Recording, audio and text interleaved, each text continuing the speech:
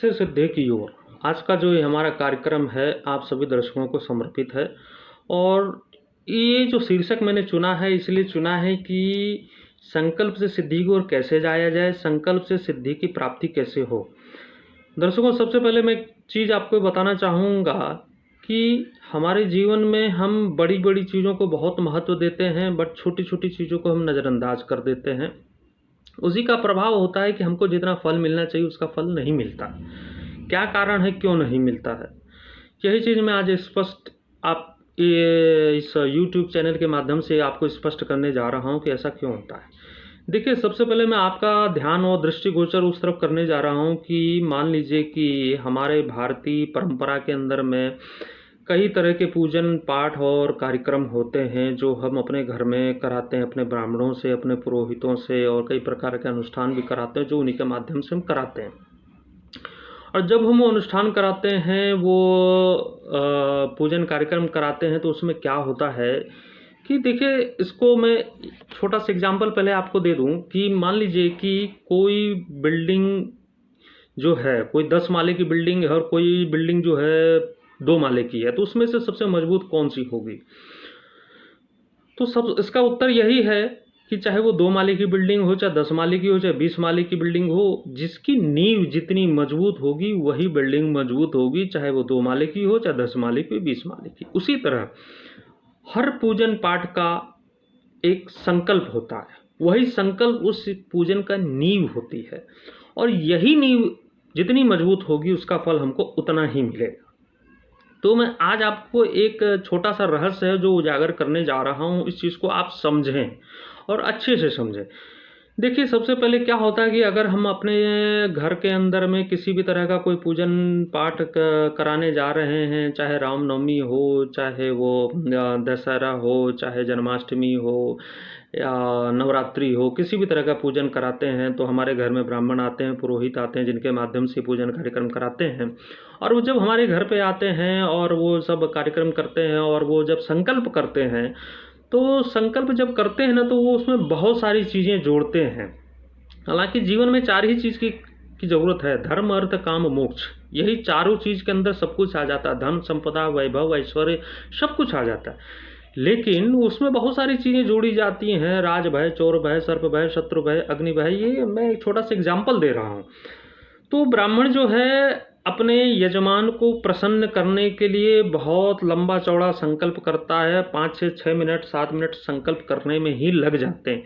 और उस ब्राह्मण की भी मजबूरी है, वो क्या करे, उसको अपने यजमान को प्रभावित करना है, तो वो बहुत सारी चीज़ें जोड़ता है। हालांकि वो जानता है कि इस संकल्प जितना छोटा होगा उतना कारगर होगा।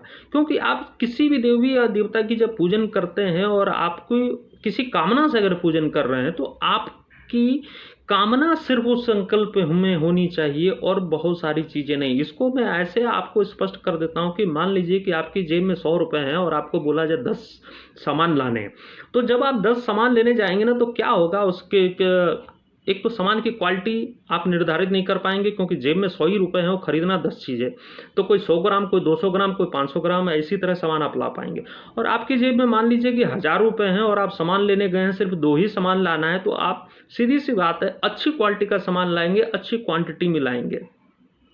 तो वही होता है, जब आपका संकल्प बहुत बड़ा हो जाता है ना, तो आपका जो पुण्य है वो कई भागों में बट जाता है।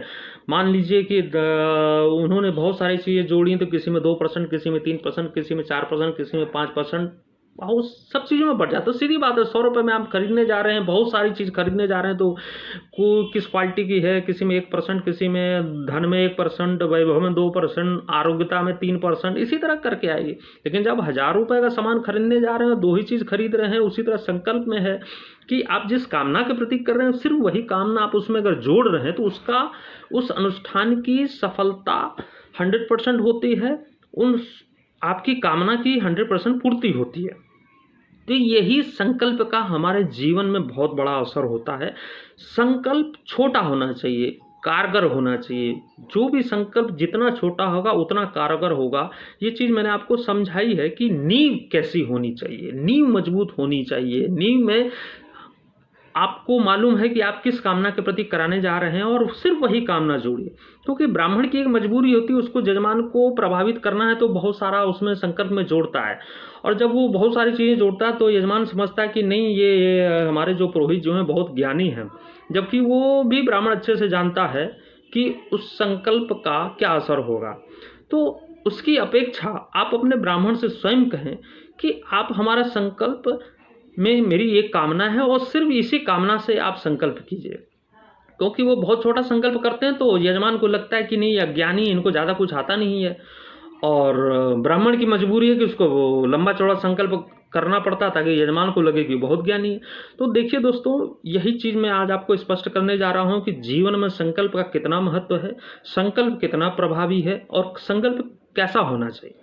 आप जिस कामना के प्रति संकल्प कराने जा रहे हैं, सिर्फ और सिर्फ उसी कामना के प्रति वो अनुष्ठान कराएं, उसमें वही कामना की समाहित हो, बहुत सारी चीज़ें नहीं होने तो क्या होगा, आपका जो पुण्य है कई चीज़ों में बट जाएगा और आप जिस उद्देश्य के प्रति कराने जा रहे थे उस उद्देश्य की पूर्ति नहीं होगी, और जब उद्देश्य की पूर्ति नहीं होगी तो आपके मन में जो है आस्था की जगह आस्था की जगह आपको ऐसा लगेगा कि मैंने जो भी कार्य किया था वो सही नहीं हुआ, या पंडित जी ने सही नहीं किया, या क्या नहीं किया। तो मेरा एक निवेदन है, आपके घर में जो भी ब्राह्मण आते हैं, जो भी पुरोहित आते हैं, आप उनको स्पष्ट बताइए कि मुझे किस कामना से कराना है, और जिस कामना से कराना उसी कामना से आप कराइए। उसी तरह आप अपने जीवन में भगवान की जब पूजा करते हैं, मान लीजिए रोज़ की पूजा करते हैं तो कोई बात नहीं, लेकिन आप कोई पूजन अर्चन करते हैं तो उसमें भी ज़रूरी है संकल्प संस्कृत में ही हो। आप अपने मन में आपको जो भाषा आती है उस भाषा में बोल दीजिए कि हे प्रभु, हे परमात्मा, मैं इस कामना के प्रति ये पूजन कार्य कर रहा हूँ, इसको आप पूर्ण कीजिए। ऐसा भी आप बोल सकते हैं, कोई ज़रूरी नहीं है बहुत लंबा चौड़ा श्लोक उसमें बोला जाए। तो दर्शकों, यही मेरा एक आज का जो विषय था, इसी को मैं स्पष्ट करना चाह रहा था कि संकल्प कैसा होना चाहिए और संकल्प किस प्रकार का होना चाहिए। और ये जो भ्रांति है कि यजमानों में कि जो बहुत लंबे लंबे चौड़े चौड़े संकल्प होने चाहिए और ऐसा होगा तभी वो फलीभूत होगा, तो ऐसा नहीं है। इसका उदाहरण मैंने अपनी इस वीडियो में दिया है, उस चीज़ को देखें और समझें। और इस आज का जो समाज है उस चीज़ को अच्छे से अगर आप समझेंगे, इस चीज़ को समझेंगे, तो आपको वास्तविकता में समझ में आएगा कि संकल्प कैसा होना चाहिए। इसी के साथ आज विदा लेता हूं दोस्तों। फिर अगले शीर्षक के साथ में उपस्थित होऊंगा, और आपसे एक छोटा सा नम्र निवेदन है, अगर ये मेरी बात आपको समझ में आई हो, मेरी बात अच्छी लगी हो, तो इसको जो है सब्सक्राइब करना ना भूलें। यही मेरी प्रार्थना है। ओम शांति।